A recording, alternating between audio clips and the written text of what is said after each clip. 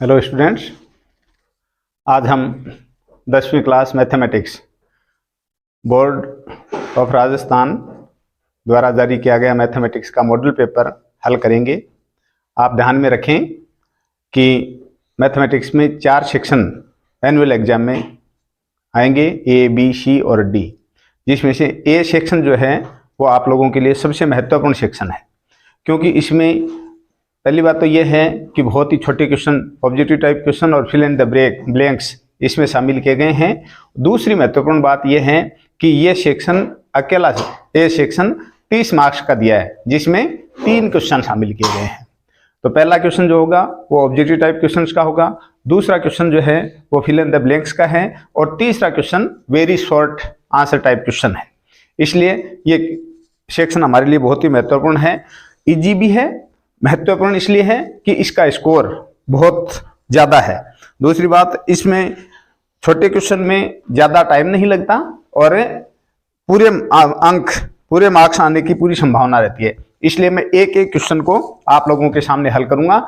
ध्यान देना, एक क्वेश्चन के साथ एक क्वेश्चन, उससे रिलेटेड कोई क्वेश्चन होगा तो उस क्वेश्चन को भी हम शामिल करेंगे। हम क्या पढ़ रहे हैं? हाँ, माध्यमिक शिक्षा बोर्ड राजस्थान द्वारा जारी किया गया एग्जाम 2023 के लिए जो मॉडल पेपर है, उस मॉडल पेपर की हम तैयारी कर रहे हैं। सेम इसी पैटर्न पे आप लोगों का एनुअल एग्जाम का पेपर, क्वेश्चन पेपर होगा। ठीक है, एग्जाम 2023 सब्जेक्ट मैथमेटिक्स है। हम सेक्शन ए कर रहे हैं मॉडल पेपर का। मॉडल पेपर ए सेक्शन कर रहे हैं। इसमें देखिए, हो सकता है थोड़ा सा वीडियो लेंथी बने, लेकिन इससे कोई फर्क नहीं पड़ता है। पढ़ने वाले जो स्टूडेंट हैं वो भैया शुरू से लेकर के अंत तक बहुत केयरफुली अगर आप वीडियो देखते हैं, अगर दिए गए क्वेश्चंस को हल करते हैं, तो यह आप लोगों के लिए परीक्षा में बहुत ज्यादा सहायक सिद्ध हो सकता है। और कमजोर स्टूडेंट जो है उनके लिए तो यह एक प्रकार से रामबाण दवा है। इसलिए ध्यानपूर्वक देखें, एक एक क्वेश्चन को हम लेते हैं, ज्यादा लेंथी नहीं लिखेंगे पेपर को। पहला ही क्वेश्चन है, पहले क्वेश्चन, पूरा क्वेश्चन ऑब्जेक्टिव टाइप है। पहले क्वेश्चन का पहला पार्ट है, पहले क्वेश्चन का पहला पार्ट 12 और 15 का लेशेप है। 12 और 15 का HCF और LCM फाइंड करना है आप लोगों को। लेशेप है और लेशेप है और मैशेप है, लघुत्तम समावर्त है और महत्तम समावर्त है। ये 2 चीज अपने को फाइंड करनी है। अब कैसे ज्ञात करें? 2 तरीके बता रहा हूं मैं आप लोगों को। ऑप्शन दिए हैं, लिखने की आवश्यकता नहीं है। 4 ऑप्शन दिए हैं, बोल देता हूं मैं। 60 और 3, 24 और 6, 12 और 30, इनमें से कोई नहीं। 4 ऑप्शन दिए हैं। 12 और 15 का लेशेप है और मैशेप है, ज्ञात कीजिए। 60 और 3 आंसर, या फिर 24 और 6, या फिर 12 और 30। देखते हैं क्या आंसर निकलता है। 2 तरीके बता रहा हूं आप लोगों को यहां पे। सबसे पहले तो देखिए, मैशेप पे निकालना है आपको, तो ऐसी कोई संख्या बताइए, ऐसी कोई टेबल बताइए, ऐसा कोई पहाड़ा बताइए बड़े से बड़ा, जिसमें 12 और 15 दोनों संख्या शामिल हों। 3, तो इसका मैशेप पे कितना आ गया? 3। क्वेश्चन में लेशेप पे पहले लिख रखा है, सॉरी, पहले लेशेप पे लिख रखा है, फिर मैशेप पे लिख रखा है, याद रखना है। ठीक है ना? तो मैशेप पे कितना आ गया? 3। दूसरा, आपको वो संख्या बतानी है जिसमें 12 का और 15 का दोनों संख्याओं का भाग चला जाए। छोटी से छोटी संख्या बतानी है। लेशेप का मतलब लोवेस्ट कॉमन फैक्टर। छोटी से छोटी संख्या बतानी है जिसमें 12 का और 15 का दोनों का भाग चला जाए। वो क्या होगी? 60। क्या होगी? 60। 60 से नीचे आपको कोई संख्या नहीं मिलेगी, 60 से छोटी कोई संख्या नहीं मिलेगी जिसमें 12 का भी भाग चला जाए और 15 का भी भाग चला जाए। तो ये कंफ्यूज करता है क्वेश्चन स्टूडेंट को कि जब बड़ी से बड़ी संख्या, मैशेप है, बड़ी से बड़ी संख्या बतानी है जिसका दी गई संख्याओं में भाग चला जाए, तो वो हमें मिली 3। छोटी से छोटी संख्या बतानी है, ऐसी संख्या जिसमें दी गई संख्याओं का भाग चला जाए, वो होगी 60। अब कैसे आएगा? देखिए, मैं आप लोगों को दूसरा तरीका और बताता हूं। आप 12 के टुकड़े कीजिए, 2 गुणा 2 गुणा 3, ये 12 के टुकड़े हैं। मैं फैक्टर नहीं करूंगा यहाँ पे, इतना कॉमन सेंस तो स्टूडेंट में होना ही चाहिए। 15 के फैक्टर करेंगे तो 3 और 5। अब देखिए लेस पे निकालते हो तो प्रत्येक में से एक डिजिट ले लीजिए। यहां आ गया 2, यहां आ गया 2, यहां आ गया 3 और यहां आ गया 5। यह तो हो गया इसका लेस पे। तो लेस पे कितना आ गया 5 दिया 15, 15 दूनी 30 दूनी 60। अब निकालना है आपको मैश पे। तो मैश पे में ऐसी कॉमन संख्या बताइए जो दोनों में ही शामिल है। वो क्या है 3। कॉमन है ना, 3 दोनों में कॉमन है ना, इसलिए मैश पे कितना हो गया 3। तो हमारा सही आंसर क्या होगा 60 और 3। और ऑप्शन क्या है ए दे रखा है। मैंने पढ़ करके बताया ना क्वेश्चन जिसमें पढ़ा है इसमें फर्स्ट ऑप्शन में ही 60 और 3 दे रखे। It means A is the right answer of given question. मिटा दें। दूसरा देखिए ध्यान से, दूसरा क्वेश्चन लेस पे मैश पे लिखना है इसका। और लेस पे कितना आया है 60, मैश पे कितना आया है बराबर 3। दूसरा क्वेश्चन देखिए, क्लोज इट।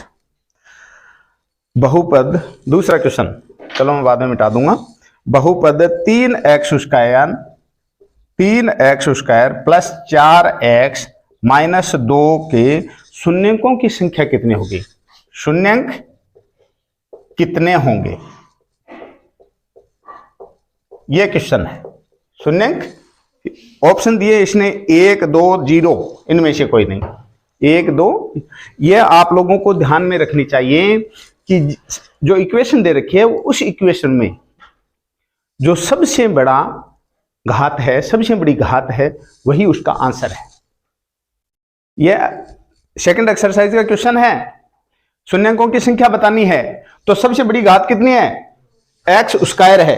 घात कितनी है एक्स स्क्वायर। तो इसके आंसर कितने आएंगे, शून्यंकों की संख्या कितनी होगी, शून्यंकों की संख्या 2 होगी। शून्यंकों की संख्या कितनी होगी 2। अगर यहां पर पावर 3 होती, x की पावर 3 होता तो शून्यंकों की संख्या कितनी हो जाती 3। अगर यहां पर स्क्वायर होता ही नहीं तो शून्यंकों की संख्या कितनी होती 1 होती। और अगर x ही नहीं होता तो शून्यंकों की संख्या 0 होती।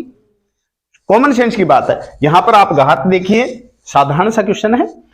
3x square plus 4x minus 2, शून्यंक कितने होंगे, शून्यंकों की संख्या कितनी होगी। तो द राइट आंसर इज 2। सही आंसर क्या है इसका 2। तीसरा क्वेश्चन, स्पीड ज्यादा तो नहीं है। हेलो स्टूडेंट्स, चलो सभी को ध्यान में रख करके हम टीचिंग करेंगे। कोई कमजोर स्टूडेंट अगर नहीं समझ में आता है तो आप मुझे रोके कमेंट बॉक्स में लिख करके बताएं। तीसरा क्वेश्चन है, यदि 2x प्लस वाई बराबर 6 है। तीसरा क्वेश्चन, पहला ही क्वेश्चन चल रहा है, पहला ही क्वेश्चन ऑब्जेक्टिव टाइप क्वेश्चन है। 2x plus Y equals to 6 में संतुष्ट करने वाला युग्म कौन सा है। यहां पर मैं ऑप्शन लिख रहा हूं, यानी हम x और y की क्या वैल्यू पुट करें कि इसकी वैल्यू 6 आ जाए। यहां पर देखिए ऑप्शन ए में दे रखा है 1 2, ऑप्शन बी में दे रखा है 2 1, ऑप्शन सी में दे रखा है 2 2, ऑप्शन डी में दे रखा है 1 एंड 1 1। ये बताना है अपने को। हम यहां पर इसकी वैल्यू क्या पुट करें कि 6 वैल्यू आ जाए। अब देखिए अगर मैं यहां पर 1 लगा देता हूं 2x प्लस वाई, x की वैल्यू अगर मैं 1 लगा दूं और y की वैल्यू 2 लगा दूं तो यहां पर 2 को 1 से मल्टीप्लाई करेंगे तो 2 और यहां 2, तो वैल्यू कितनी आ गई।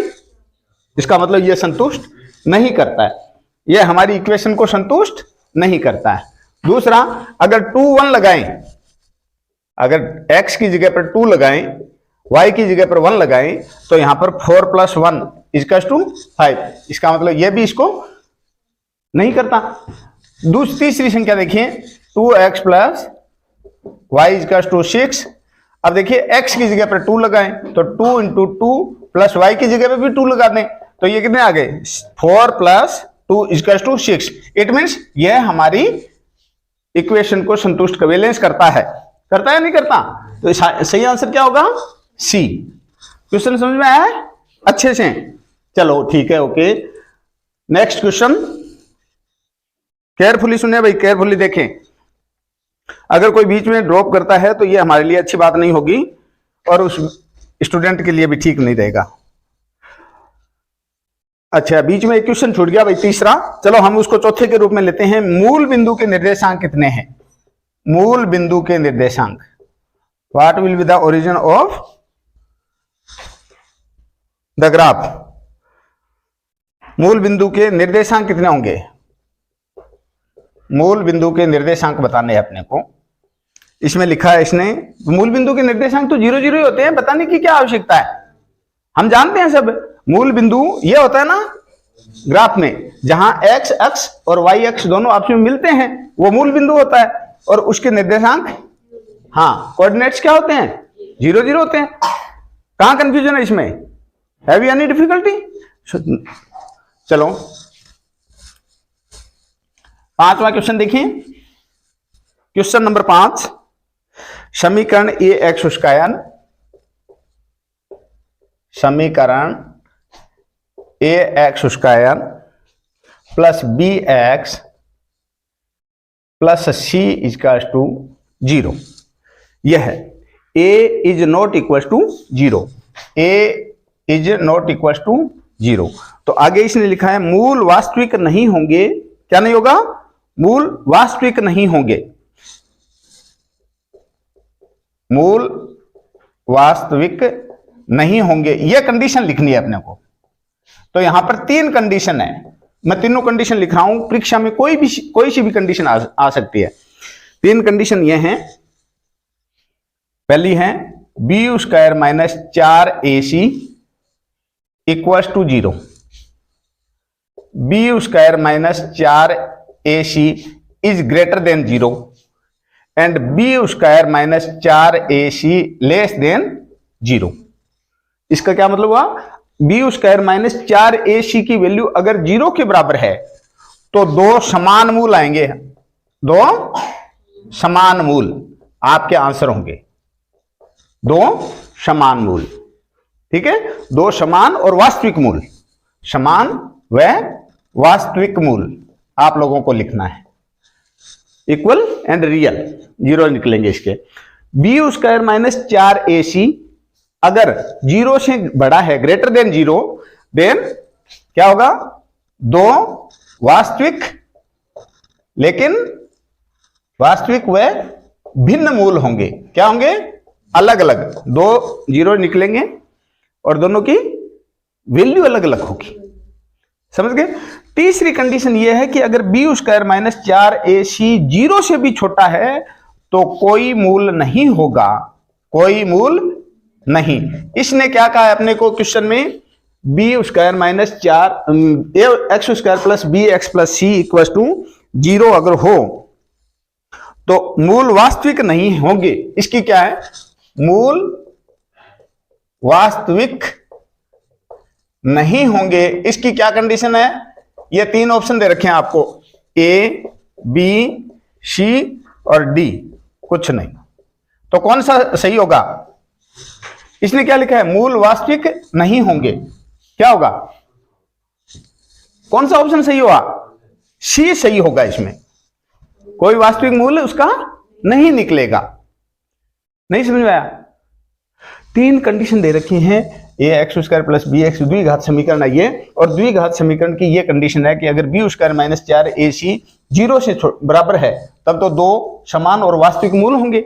अगर बी स्क्वायर माइनस 4ac 0 से बड़ा है तो 2 वास्तविक और भिन्न मूल होंगे। लेकिन इसने यह कहा है कि कोई वास्तविक मूल नहीं होगा। इसकी क्या कंडीशन है? तो इसकी यह कंडीशन है बी स्क्वायर माइनस 4ac अगर 0 से भी छोटा है तो इसका कोई हल नहीं होगा, कोई मूल नहीं निकलेगा। क्वेश्चन नंबर, यह था 5। क्वेश्चन नंबर 6 देखिए। क्वेश्चन नंबर 6 फर्स्ट का ध्यान से देखेंगे आप। 6 नंबर क्वेश्चन है। 6 नंबर, पहले का 6। एक समांतर श्रेणी 3 7 11 15 3 7 11 15 के लिए सार्व अंतर क्या है? सार्व अंतर बताना है। तो सार्व अंतर का मतलब होता है कि सेकंड में से फर्स्ट टर्म माइनस कर लो, या थर्ड में से सेकंड टर्म माइनस कर लो, या फोर्थ में से थर्ड टर्म माइनस कर लो। समांतर श्रेणी वही तो होती है जो समान अंतर से आगे प्रोग्रेस करती है। अरिथमेटिक प्रोग्रेशन इसका नाम ही अंग्रेजी में इस तरीके का है। ऐसी श्रेणी, ऐसी सीरीज जिसमें एक निश्चित डिफरेंट रहता हो, वो समांतर श्रेणी है। तो यहां पर 3 में हमने कितने जोड़े कि 7 आ गए, 7 में हमने कितने जोड़े कि 11 आ गए। तो आप ऐसे लिख दो, इसका सार्वंतर अगर पूछा है, डी पूछा है डिफरेंस, सार्वंतर डी अगर पूछा है तो दूसरे पद में से पहला पद निकाल दो। तो 7 माइनस 3 इक्वल टू 4। और 4 ऑप्शन इसने दिया है, ए बी सी, इनमें नहीं है, डी में 4 दिया है, तो हमारा आंसर क्या हो जाएगा, डी। ओके, ये डी लिखा है वो आंसर नहीं है भाई, ये इस डी का मतलब डिफरेंस है। क्लियर है। क्वेश्चन नंबर 7 फर्स्ट का 10 क्वेश्चन है इसमें, objective type. 2 sin 45 degree cos 45 degree का मान ज्ञात कीजिए। 2 sin 45 डिग्री और cos 45 डिग्री की वैल्यू फाइंड करनी है। अब देखिए, आपको थोड़ा सा सारणी की तरफ, टेबल की तरफ जानी चाहिए, जो आप लोगों को 8th एक्सरसाइज में दे रखी है। 2 इंटू साइन 45 डिग्री की वैल्यू होती है 1/√2। कितनी होती है, 1/√2। इसी प्रकार से cos 45 डिग्री की वैल्यू और साइन 45 की वैल्यू इक्वल होती हैं, सो √1/√2। अब देखिए, अगर आप सीधा हल कर सकते हो तो ये मिलकर के 2 हो गए, या ऊपर की संख्या को गुणा कर लो। 2 को 1 से गुणा करेंगे तो 2, और √2 को √2 से मल्टीप्लाई करते हैं तो वैल्यू √4 होती है। और 4 का अंडर कितना आता है, स्क्वायर रूट कितना आता है, 2 आता है। तो 2/2, यानी इसकी आंसर कितना होगा, 1 होगा। एक आंसर इसने दिया है ए में, कहां दिया है, ए में दे रखा है, इसका मतलब हमारा आंसर ए सही हो जाएगा। इसमें मैं ऑप्शन नहीं लिख रहा हूं, ए बी सी डी प्रत्येक क्वेश्चन में नहीं लिख रहा हूं। I think you are understanding completely. Okay, हाँ, next question, 8th number question, first का 8th number. 8th number question है, एक वृत्त की कितनी स्पर्श रेखाएं हो सकती हैं। एक वृत्त में कितनी स्पर्श रेखाएं हो सकती हैं। मैं क्वेश्चन नहीं लिख रहा हूं, क्वेश्चन नहीं लिखूंगा, आप सुनिए ध्यान से, ये देखिए ध्यान से। 3 क्वेश्चन है यहां पे। अगर तीनों क्वेश्चन आप समझ में आ जाते हैं तो निश्चित रूप से एक क्वेश्चन आपको एनुअल एग्जाम, जो बोर्ड परीक्षा 2023 है, उसमें आपको शामिल मिलेगा, अगर आप केयरफुली मेरी बात को सुनते हैं तो। इसने पूछा है कि एक सर्किल पे कितनी टेंजेंट निकल सकते हैं, कितनी स्पर्श रेखाएं निकल सकती हैं। तो यहां पर कंडीशन अगर ये दे दे, कोई कंडीशन नहीं दी है इसने, तो इसका मतलब इस पे हम कितनी ही स्पर्श रेखाएं निकाल सकते हैं, इनफिनिट। तो उत्तर क्या होगा, अनंत, अनेक। ठीक है, कितनी निकाल सकते हैं, अनंत या अनेक। अगर कंडीशन ये दे दी जाए कि कोई पॉइंट है जो सरकमफेरेंस पर स्थित है, परिधि पर स्थित है, तो उस पर हम कितनी स्पर्श रेखाएं निकाल सकते हैं। जैसे मैंने यहां पर एक पॉइंट नोट कर दिया, इस पे कितनी स्पर्श रेखाएं, 1।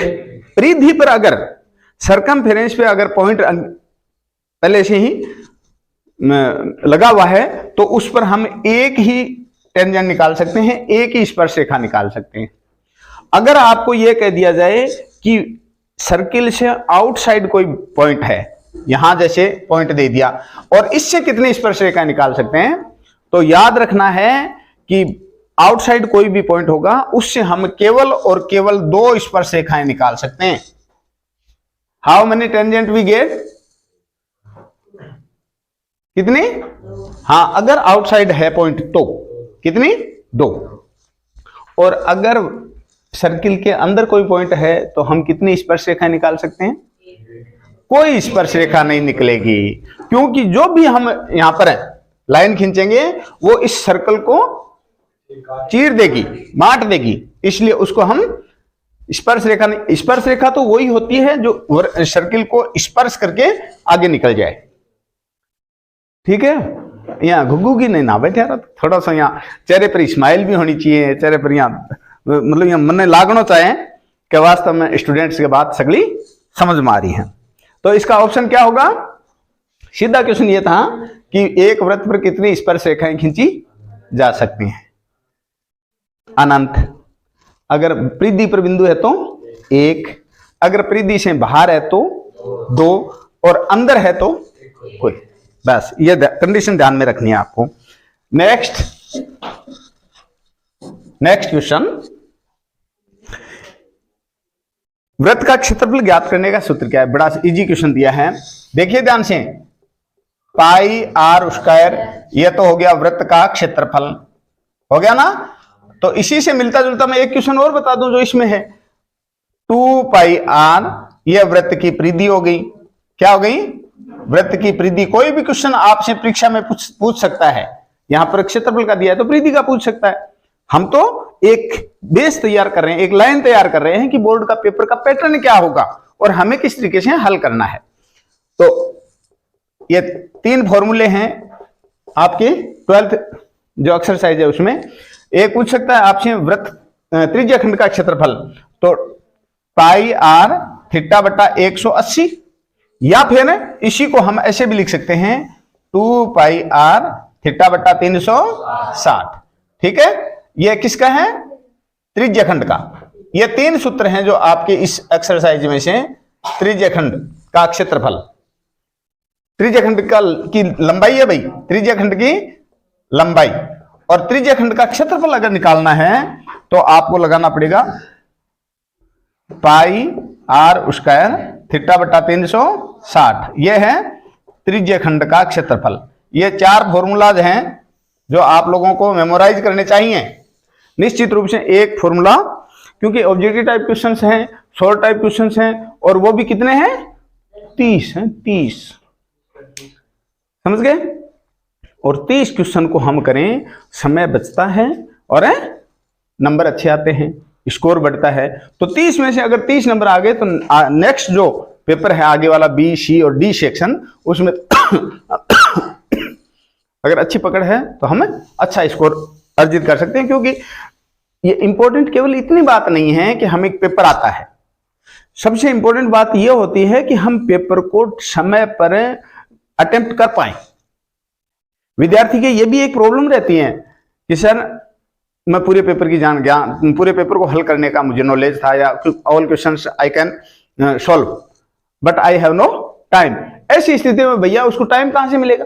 कहां से ला के देंगे हम टाइम? बाजार में तो मिलता नहीं है जो उसको साइड में पॉकेट में डाल के भेज दे कि ओ तुम भटकाम में ले ली। टाइम में तो मतलब एक निश्चित जो 3-3.25 घंटा वो टाइम है भी, टाइम का मैंने पेपर करना बहुत जरूरी है। इसलिए था ना स्पीड बढ़ानी चाहिए। ठीक है, 4 क्वेश्चन है, इसमें से पूछा इसने क्या है वो बताया नहीं। वृत्त का क्षेत्रफल ज्ञात करने का सूत्र क्या है? तो 4 ऑप्शन चाहे कोई भी हो, यह ऑप्शन हमारा सही होगा। नहीं है, बिठो दूं। नेक्स्ट 9वां क्वेश्चन, इसी का 9वां नहीं 10वां क्वेश्चन है भाई।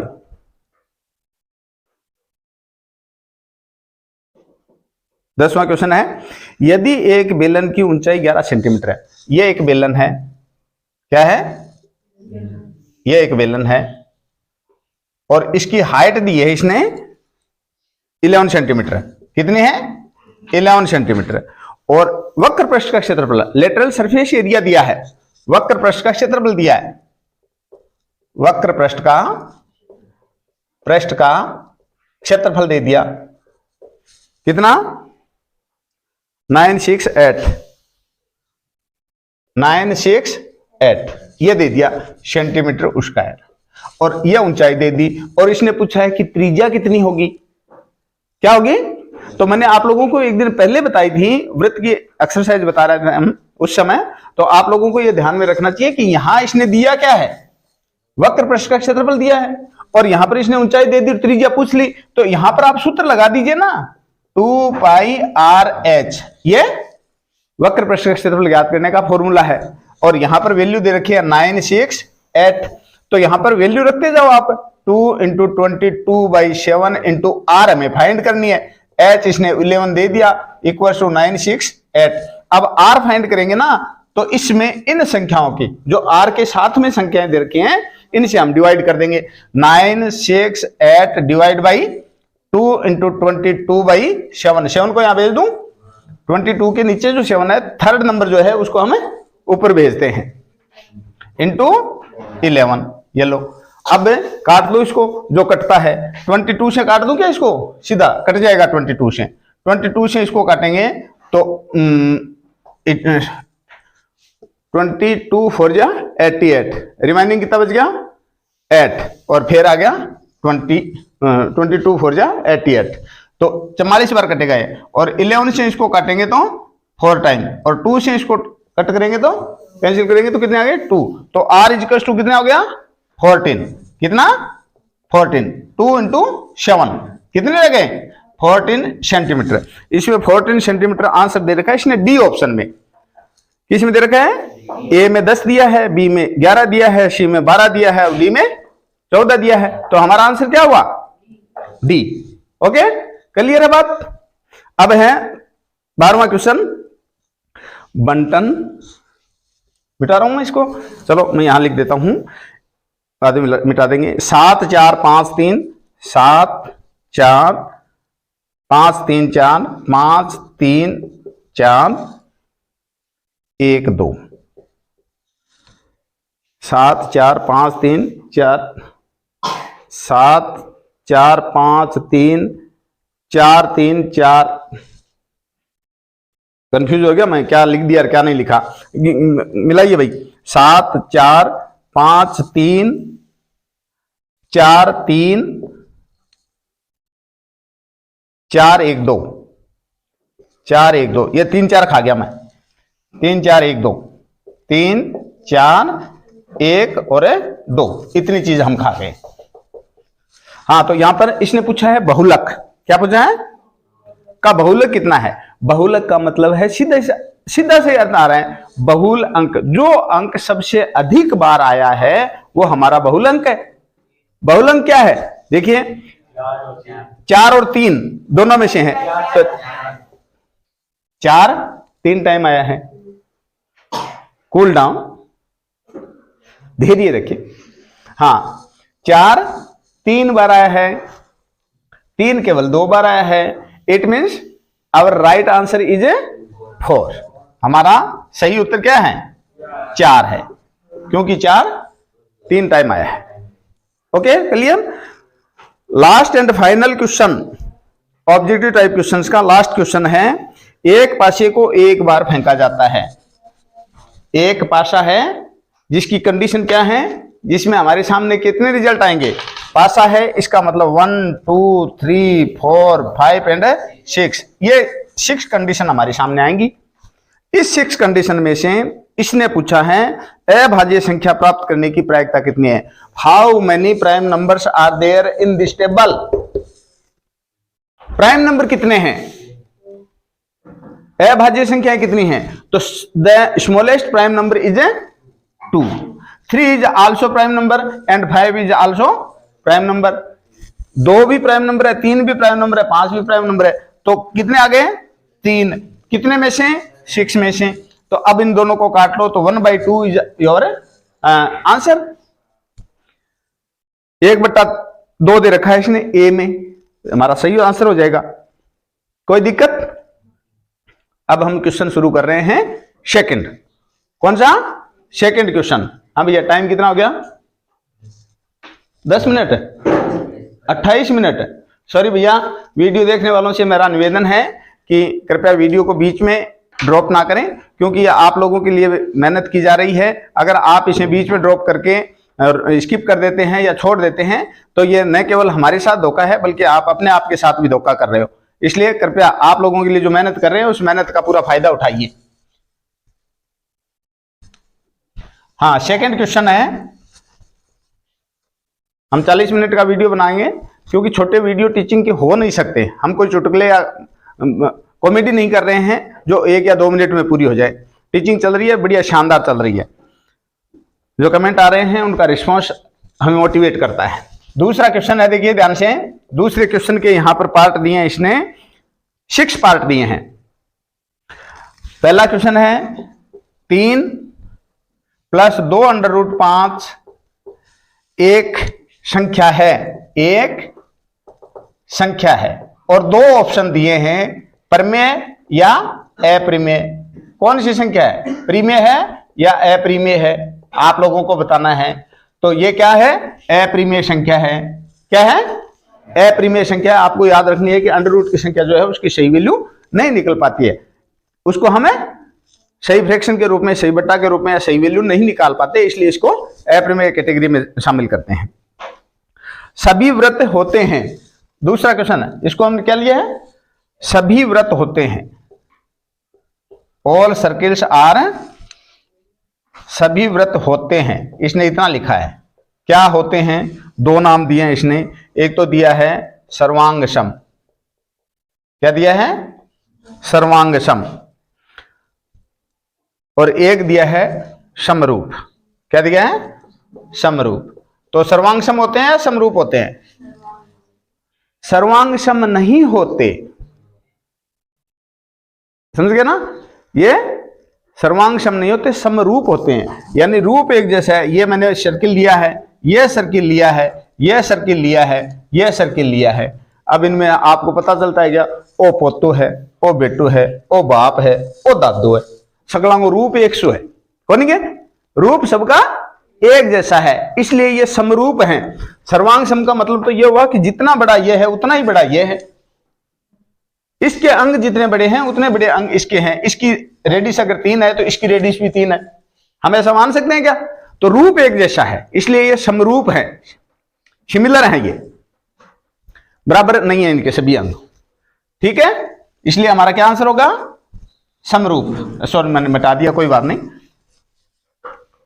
तीसरा क्वेश्चन,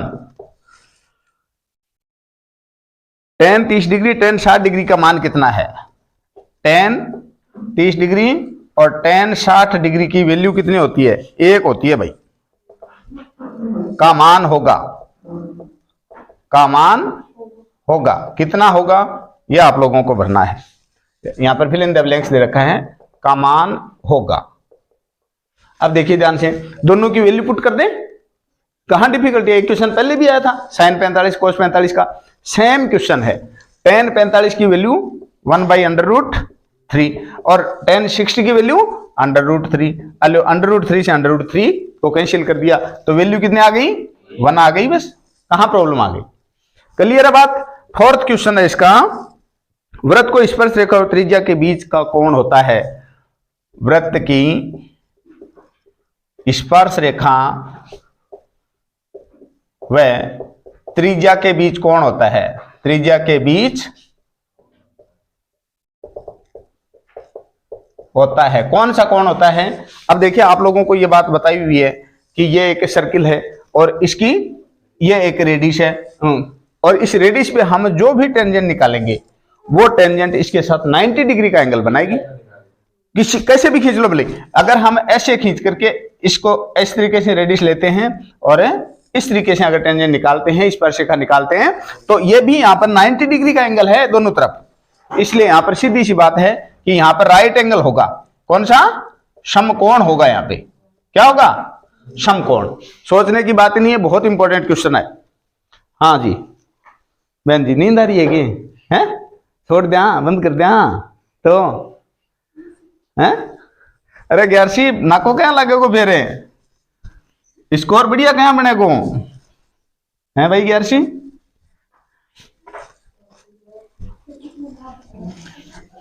हाँ नेक्स्ट अगला क्वेश्चन है, वर्गीकरण आंकड़ों का माध्य ज्ञात करने का सूत्र पूछा है इसने। Formula of the mean, mean का फॉर्मूला पूछा इसने। माध्य का फॉर्मूला क्या है, सिग्मा एफ एक्स बट्टा सिग्मा एफ। ये माध्य का फॉर्मूला पूछा है सामने वाले ने, तो रिक्त स्थान में हम फिल इन द ब्लैंक्स में हम सिग्मा, इसको थोड़ा सा मैंने इस तरीके से लिख दिया है, कंफ्यूज तो नहीं हो रहा है ना। हाँ, सिग्मा एफ एक्स बटा सिग्मा एफ। ये लो, किसी असंभव घटना के होने की प्रायिकता कितनी है। देखिए ध्यान से, यह क्वेश्चन था वृत्त की स्पर्शरेखा और त्रिज्या वर्गीकरण आंकड़ों, यह 5वां क्वेश्चन था। 6th क्वेश्चन है इसमें जो आप लोगों को बहुत अच्छे से आता होगा। किसी असंभव घटना के, किसी असंभव घटना की प्रायिकता कितनी होती है? असंभव घटना की प्रायिकता कितनी होती है? अरे भैया थोड़ा सा सोचिए आप। मैं आपको यह कहूं कि एक बैग में 5 लाल मतलब वो गोलियां मान लो, हाँ कंचे मान लो, और 5 हरे कंचे हैं, 5 लाल कंचे हैं, तो उसमें से काले कंचे, एक काला कंचा आने की प्रायिकता कितनी होगी? तो यह है असंभव बात। उसमें जो कुछ है उसी में से तो हम निकालेंगे, तो काला कहां से आ जाएगा इसमें? भाई असंभव घटना वही तो होती है जो संभव ही नहीं है, और असंभव जो होती है उसकी असंभव घटना की पॉसिबिलिटी हमेशा 0 होती है, प्रायिकता 0 होती है। याद रखना है ये, जो भी कोई असंभव घटना होती है उसकी पॉसिबिलिटी कितनी होगी? 0। प्रोबेबिलिटी कह दो, पॉसिबिलिटी कह दो, कितनी होगी? 0। याद रखना है। ये दो सेकंड क्वेश्चन कंप्लीट है, जिसमें के 6 क्वेश्चन हैं। कितने नंबर के हुए? 12 और 6 18 नंबर के। अब थर्ड क्वेश्चन है। थर्ड क्वेश्चन को हम लेते हैं। परीक्षा में निश्चित रूप से आप लोगों के लिए बहुत हेल्प मिलेगी इन क्वेश्चन से। मिटा दूं इसको? चलो अब हम कर रहे हैं तीसरा क्वेश्चन। हाँ भैया टाइम क्या हुआ है? 36 मिनट हो गए भाई। हाँ 5 मिनट और लेते हैं, आपको 5-7 मिनट है। हाँ वीडियो हम जो बना रहे हैं ये वीडियो की बात है, नहीं तो हमारा सामने वाला स्टूडेंट जो है, जो अपनी रजाई में बैठ करके अपने वीडियो का आनंद ले रहा है, वो कहीं बोर ना हो जाए। हमें इस चीज का भी डर है, इसलिए हम उसको भी अपने साथ मोटिवेट रखने की कोशिश करेंगे। 2 चर वाले समीकरण निकाय का हल अद्वितीय होने की शर्त कितनी है? अद्वितीय हल होने की शर्त क्या है? यह क्वेश्चन है आपकी तीसरी प्रश्नावली का। किसका? अद्वितीय हल का की कंडीशन क्या है? अब देखिए मैं बता देता हूं आपको, थोड़े से लेंथी बताता हूं। A1 by A2 equals to 1 by 1 B1 by B2 and C1 by C2। ठीक है। अगर A1 B1 के बराबर नहीं है, A1 बेटा A2 B1 बाई B2 के बराबर नहीं, ये दोनों अगर इक्वल नहीं है, ये दोनों इक्वल नहीं है, तो हमारा आंसर यूनिक होगा। क्या होगा? यानी एक ही हल निकलेगा उसका, अद्वितीय हल, या इसको हम ऐसे कह सकते हैं कि एक ही हल निकलेगा।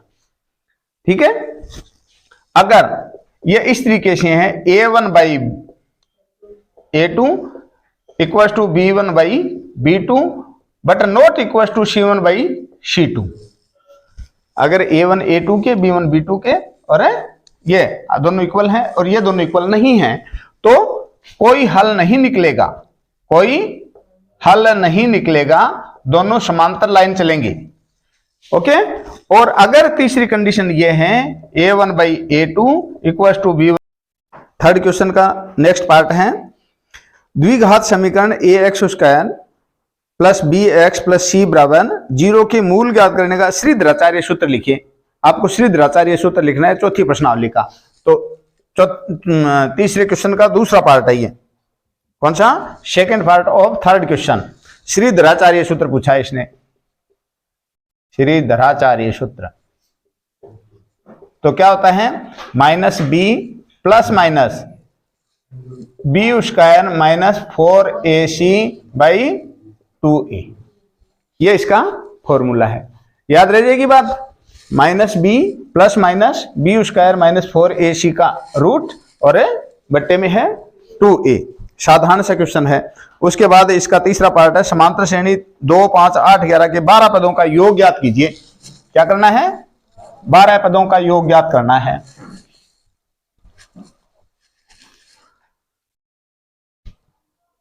दो 5 8 11 के 12 पदों का योग, 12 पदों का योग तीसरा पार्ट है थर्ड क्वेश्चन का। तो a equal to 2, d equal to difference कितना है 5 माइनस 2 इक्वल टू 3, और n इक्वल टू कितने पदों का योग करना है आपको? 12 का। तो आप यहाँ पे एन यानी पदों का योग लगाने ज्ञात करने का फॉर्मूला लिखें। पदों का योग एन 12 लिखो, तो यहाँ 12 लिख दो प्लीज। क्या फॉर्मूला इसका? n by 2 bracket 2a plus n minus 1 और डी।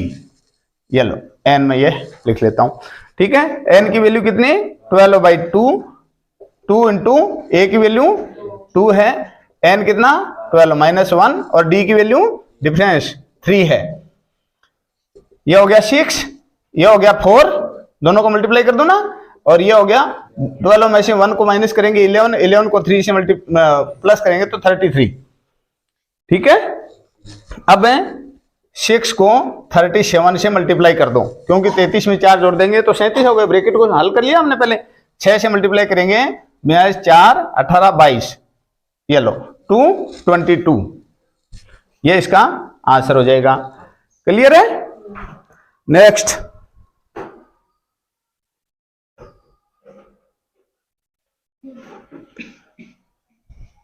दो समरूप त्रिभुजों की भुजा दे दो समरूप त्रिभुजों की भुजाओं का अनुपात 4:9 है। दो समरूप त्रिभुज हैं, क्या है, हाँ सिमिलर ट्रायंगल हैं, और इनकी साइड्स का रेशियो दे रखा है 4 और 9। जैसे ये है इक्विलैटरल ट्रायंगल ही मान लेता हूं मैं, चलो ये है, इसकी ये साइड 4 है, इसकी ये साइड 9 है, तो इनके एरिया का रेशियो क्या होगा, एरिया का अनुपात क्या होगा। तो आप लोगों को सिर्फ इतना से लिखना है, area of A B C और डी ई एफ। तो यहां पर आप लिखिए area of triangle A B C और area of triangle D E F, ठीक है। जो साइड है उस साइड को स्क्वायर कर दें बस, ये नियम होता है 16/81, या इसको रेशियो के रूप में लिखेंगे तो 16:81, ये इसका आंसर हो जाएगा। अब आगे क्वेश्चन और दे रखे हैं, कंप्लीट इतना ही करेंगे अपने, धन्यवाद। हाँ नेक्स्ट क्वेश्चन,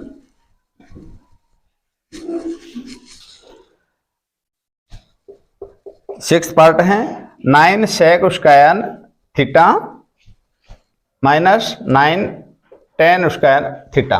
तो देखिए सबसे पहले आप इसमें से कॉमन लीजिए, कॉमन क्या आ रहा है 9, दोनों में 9 आ रहा है ना, यहां लिखेंगे हम sec स्क्वायर थीटा 9 से डिवाइड करने पर, और यहां पर आ जाएगा tan स्क्वायर थीटा। तो ये आप लोगों के सामने एक आइडेंटिटी होती है, आइडेंटिटी है ये कि sec square theta minus tan square theta की वैल्यू हमेशा 1 होती है। क्या होती है 1। तो हम यहां पर लिखेंगे, इन दोनों की जगह पर क्या लिख दूं 1 लिख दूं, 9 को 1 से मल्टीप्लाई कर देंगे तो 9 आपके आंसर हो जाएंगे। एक समय एक मीनार की छाया की ऊंचाई के बराबर हो जाती है, तो ओनियन कोण याद कीजिए। चलो थोड़ा सा लंबा चलेगा क्वेश्चन, हम इतना लंबा वीडियो नहीं बना पाएंगे। तो धन्यवाद स्टूडेंट्स। मेरा तो सभी बच्चों से यही कहना है कि आप लोगों के लिए जो मेहनत की जा रही है उस मेहनत का आप अधिक से अधिक फायदा उठाएं और परीक्षा में अच्छे अंक अर्जित करें, ये हमारी शुभकामनाएं हैं। इन्हीं शुभकामनाओं के साथ केवल मैं आप लोगों से इतना निवेदन करूंगा कि अगर आपको वीडियो अच्छा लगता है तो आप हमारे चैनल को सब्सक्राइब करें और वीडियो को अपने साथियों के साथ शेयर जरूर करें।